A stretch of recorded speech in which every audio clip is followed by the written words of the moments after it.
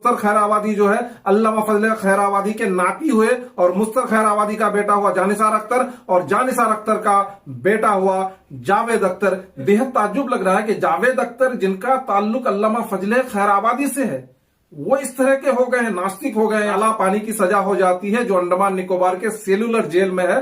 पहला फतवा उन्होंने जारी किया था अंग्रेजों से जंग का और अंग्रेजों को कत्ल करने का, जो डज गॉड एग्जिस्ट यानी भगवान अल्लाह का वजूद है या नहीं, इसके बारे में काफी डिस्कशन सोशल मीडिया में आज के डेट में हो रही है। इसकी खास वजह यह है कि बॉलीवुड के गीतकार जावेद अख्तर और मुफ्ती समाइल नदवी के बीच काफी हेल्दी डिस्कशन हुई। यह discussion the Lallan top channel में हुई और प्रेस क्लब ऑफ इंडिया के द्वारा ऑर्गेनाइज की गई थी, जिसमें बिना किसी लफड़े या उल्टे सीधे नोक झोंक के एक क्या कहते हैं कि एजुकेशन में जिस तरह से होती है, पढ़े लिखे लोग जिस तरह से डिस्कशन करते हैं उस ढंग से हुई जिसमें कोई नहीं उलझे और ये बहुत ही कामयाब डिस्कशन हुई। इसी के वजह से इसकी चर्चा बहुत ज्यादा है और हर आम और खास लोग इसमें इन्वॉल्व होकर अपनी बात पॉइंट ऑफ व्यू रख रहे हैं, जो बहुत ही सराहनीय कदम है। और भारत में जहां पर हमारे देश में इस तरह की बातें हो तो बहुत ही लाजवाब लगता है। यकीनी तौर पर सब लोग इसको सराह रहे हैं।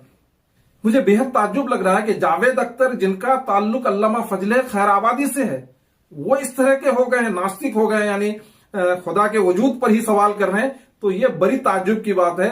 इसलिए सोहबत का असर बिल्कुल पड़ता है, यानी फिल्मों में जाने के बाद ऐसी स्थिति पैदा हो गई कि अब वो अल्लाह भगवान ईश्वर के वजूद को ही नकार रहे हैं। तो ये निहायत ही अफसोस की बात है जावेद अख्तर के लिए, क्योंकि अल्लामा फजल खैराबादी ये वही आलिम दीन थे जिन्होंने 1857 में जंग आजादी लड़ी और पहला फतवा उन्होंने जारी किया था अंग्रेजों से जंग का और अंग्रेजों को कत्ल करने का। जो फतवा है वो अल्लामा फजल खैराबादी ने जारी किया था, जिनका मजार अंडमान निकोबार के पोर्ट ब्लेयर में है, जहां पर मैंने खुद जाकर के जब मेरी पोस्टिंग हुई थी तो अंडमान निकोबार में पोर्ट ब्लेयर में उनके मजार पर मुझे फातिहा पढ़ने का सर्फ हासिल हुआ है। अल्लाह पाक उन्हें जन्नतुल फिरदौस में आला से आला मकाम अता फरमाए।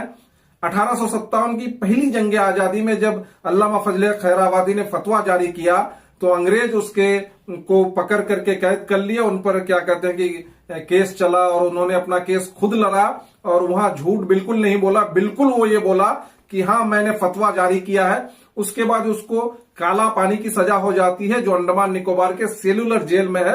वहां अल्लामा फजल खैराबादी की 3 औलादे, जिनमें से 2 बेटे थे, मौलवी शमसुल हक, मौलवी अब्दुल हक और तीसरी जो उसकी बेटी थी, बेटी हिरमन खैराबादी या बीबी हिरमन के नाम से मशहूर है। वो एक पोएट थी, शायर थी, वो भी थी।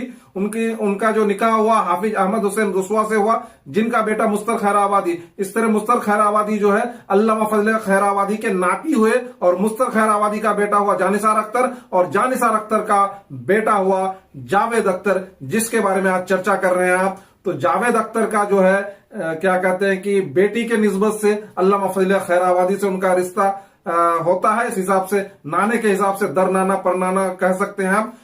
तो ताज्जुब बात यह है कि अल्लामा फजल खैराबादी के बारे में आपके दिल में कितनी रिस्पेक्ट है, कितने अच्छे इंसान थे, और इस तरह से जावेद अख्तर अब अलग ही दुनिया में जी रहे हैं। तो ये अलग मामला है कि वो नास्तिक हैं। आप दुआ कीजिए, भगवान से प्रार्थना कीजिए कि भाई उनको सही दिशा मिले और जावेद अख्तर भी जो भगवान पर विश्वास नहीं कर रहे हैं, अल्लाह पर विश्वास नहीं कर रहे हैं, वो भी सही राह पे आ जाए। यही दुआ के साथ मैं अपनी बात खत्म करता हूं। आपको ये वीडियो कैसा लगा? क्योंकि डज गॉड एग्जिस्ट यानी भगवान का अस्तित्व तो है ही नहीं, खुदा का वजूद है या नहीं, इस बारे में डिस्कशन में मैंने बाकी पार्टों को छोड़ दिया और मुफ्ती समाइल नदवी के बारे में भी ज्यादा बात मैंने नहीं की, जिन्होंने बहुत बेहतरीन डिस्कशन किया था। मैं फोकस किया जावेद अख्तर के बारे में, जिनके वंशज इतने बड़े उलमा थे और वो इस तरह हो गए। तो ये वीडियो आपको कैसा लगा? अपनी प्रतिक्रिया कमेंट करके जरूर दें। जय हिंद दोस्तों, मैं इकबाल आलम फौजी। जय हिंद, जय भारत, जय भारत, जय भारत।